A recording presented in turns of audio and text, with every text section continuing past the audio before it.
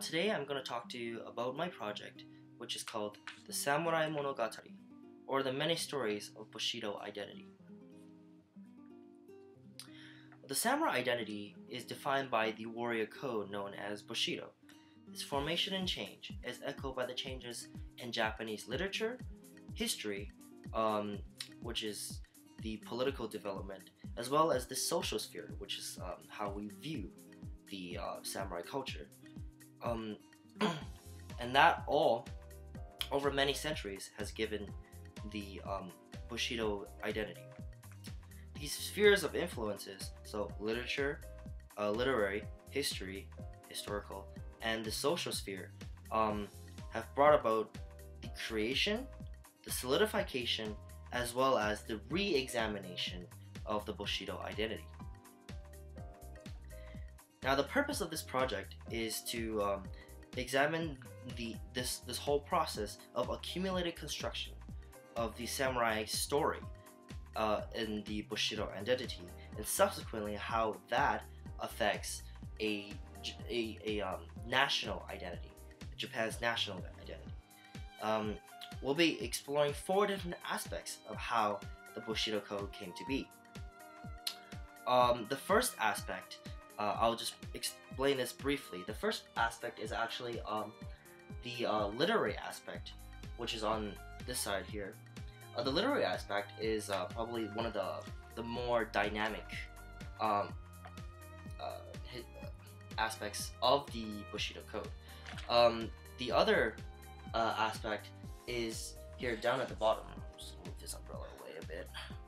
Down at the bottom, which is the historical aspect, and then we have the foreign aspect, as well as the modern I think I'm blocking it. As well as the modern and contemporary aspect. Okay. So, before we start the literary aspect, we have to get a firmer grasp of what the word monogatari actually means. Monogatari, from my interpretation, is actually a genre unto itself, which is kind of a extended prose narrative, which is comparable to a novel or an epic. In the Western culture, the Homer's Iliad or the Odyssey is comparable to Monogatari in nature. Now we'll discuss a little bit more in depth about the literary aspect.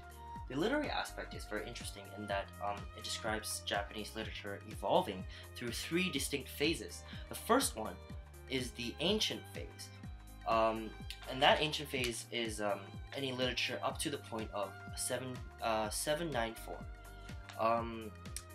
And then the second phase of literature is the medieval phase, and the medieval phase actually has 2 subcategories. One is the classical phase, and that actually covers from the period of 794 to 1185. The second subcategory is actually the, I'll call it the lesser medieval phase, or the latter half of the medieval phase, and it covers the timeline of 1185 to the end of the Ashikaga Bakufu. And then the third distinct phase of Japanese literature is the modern phase, and that is also subdivided into 3 categories.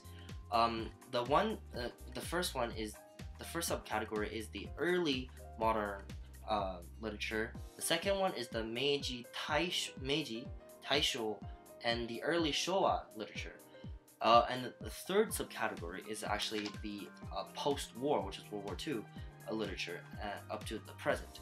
Now, for our samurai identity purposes, we actually have to narrow down all that literature into really just one distinct phase, which is the medieval phase. But that is not to disregard the other 2 phases. Actually, the other 2 phases does really set up how stories are changing. So, the ancient phase, an example of the ancient phase literature is the Urashima Taro, which is kind of which is one of the first books to introduce the concept of time travel. In that sense, it is a proto science fiction, and that sets up the lens, if you will, to view a monogatari, which is through an entertainment kind of approach. Now, to investigate the medieval era, we have to look into the timelines as to the classical era and the latter medieval era. The classical era actually parallels the Heian period. So the Heian period is actually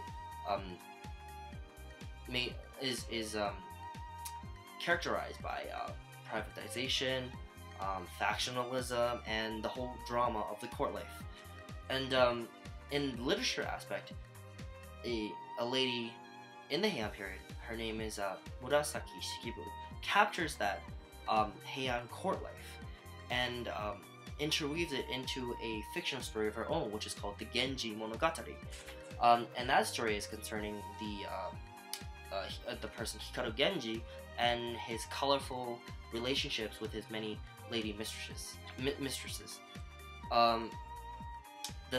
Another good example of literature in the classical age is the Taketori Monogatari. The Taketori Monogatari actually tells of also a science fiction story, in that the princess from the moon is sent to Earth while there's a celestial war, and at the end of the war, she's actually picked up by flying saucer objects, and that's a whole other topic unto itself. So, what these two major works in the classical age tells us is that, one, the monogataris, the stories, are actually deeply rooted in the time period that they were written in. So if the story was written in the Heian period, it actually reflects the Heian lifestyle. And also the second thing is that the stories does include elements of fiction and fantasy. So again, it is for entertainment purposes. It is interesting to note that during the Heian period, which is actually when Bushido is supposedly constructed between the 9th century and the 12th century, that there weren't really any works of warriors or wars. The most significant one that's commonly known is the Mutsuwaki, which accounts the former 9-year war led by Minamoto Yoriyoshi. And this story, the Mutsuwaki, also continues the tradition of telling kind of a fantasy element interwoven with factual events. So in this case, which is the chase of Minamoto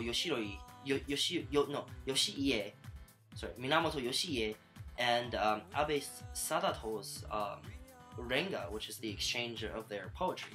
And that in itself, in a battle situation, it's not very likely that you will recite poetry in an intense battle situation. So in that case, the romanticized version of the factual stuff is in fact the monogatari, monogatari style. So the Mutsuwaki is could be considered a factual account, but in a monogatari style. Another interesting fact that the Mutsuwaki pointed out, which is the factual, is that during that time there was a high reverence for the skill and the mastery of the bow and arrow. The archery aspect is actually in that period the heart and soul of the samurai class, the samurai culture. The swords and katanas did not come, contrary to common belief, did not come until later.